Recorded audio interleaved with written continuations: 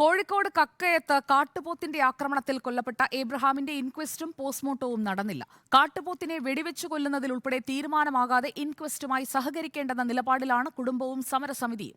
കളക്ടറുമായി നടത്തിയ രണ്ടാംവട്ട ചർച്ചയും പരാജയപ്പെട്ടതോടെ മൃതദേഹം മെഡിക്കൽ കോളേജ് ആശുപത്രി മോർച്ചറിയിൽ സൂക്ഷിച്ചിരിക്കുകയാണ്. മൃതദേഹം വെച്ചുള്ള സമരത്തിന് ആഗ്രഹമില്ലെന്ന് ഏബ്രഹാമിന്റെ സഹോദരൻ ജോണി റിപ്പോർട്ടറിനോട് പറഞ്ഞു. ദേശീയപാത ഉപരോധിച്ച പ്രതിഷേധക്കാരെ പോലീസ് അറസ്റ്റ് ചെയ്ത് നീക്കി. ഇൻക്വസ്റ്റ് നടപടികൾക്കായി രാവിലെ തന്നെ Koorachundu police Kozhikode medical college മോർച്ചറിയിലെത്തി. എന്നാൽ മോർച്ചറിയിലെത്താതെ കുടുംബാംഗങ്ങളും സമരസമിതി പ്രവർത്തകരും കളക്ടറേറ്റിലെത്തി. ആവശ്യങ്ങൾ കളക്ടറെ അറിയിച്ചു. ഞങ്ങളുടെ ഡിമാൻഡുകൾ അംഗീകരിക്കണം. കാട്ടുപോത്തിനെ വെടിവെച്ച് കൊല്ലുക, മക്കൾക്ക് ആർക്കെങ്കിലും ജോലി, നഷ്ടപരിഹാര തുക എത്രയാണെങ്കിലും അത്.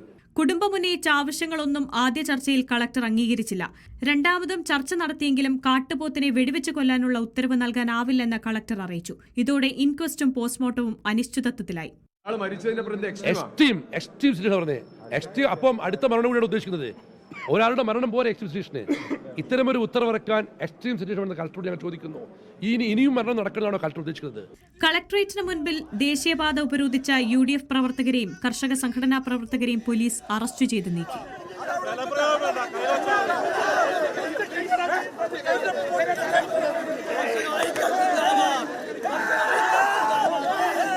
ആവശ്യങ്ങൾ രേഖാമൂലം എഴുതി കുടുംബം കളക്ടർക്ക് കൈമാറി.